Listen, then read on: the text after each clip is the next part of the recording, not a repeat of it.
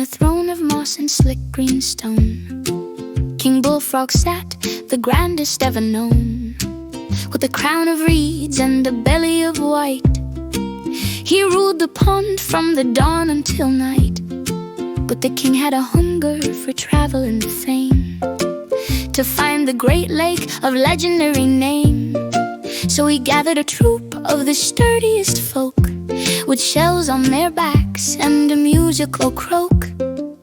The turtles were minstrels, a rhythmic brigade, in colorful tunics of lily pad shade. One carried a lute made of hollowed out birch, another a flute from a dragonfly's perch.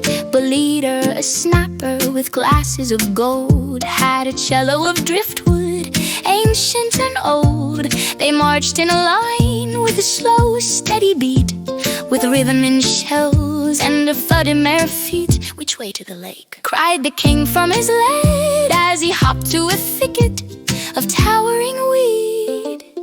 "Is it left by the cattails or right by the log? I'm losing my bearings," lamented the friend. He turned to the turtles with panic and doubt, to ask if they knew what the path was about. But the turtles just nodded and started to play a jaunty quadrille for a midsummer day. Plink plunk went the lute, and toot went the reed, ignoring the king and his directional need. "I'm asking for north," yelled the king with a frown. "Are we heading for swamp or a human-built town?" The snapper just hummed in a deep resonance S, and played a sonata for all of the sea. To a turtle, a map is a staff and a note.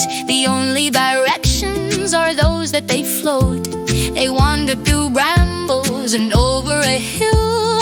The music was constant, the king never still. "Is that a blue heron? Is that a stone wall?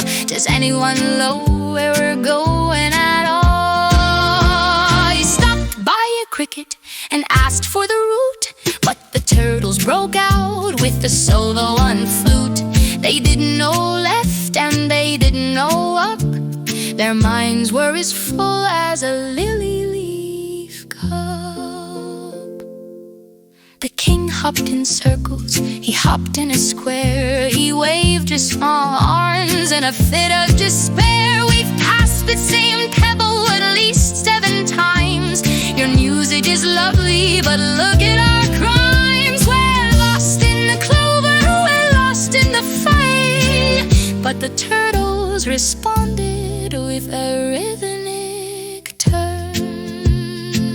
They struck up a tango, sophisticated and slow, with nowhere to get to and nowhere to go. Then the king felt the rhythm, the swing and the sway, and forgot that he'd wandered the whole of the day. The great lake was distant, perhaps it was far, but he was a king where the melodies are. He looked at his minstrel, so calm and so sweet, and started to tap with his long wetty feet. Who cares for a map or a compass, a spark, when you have a brass band to play through the dark?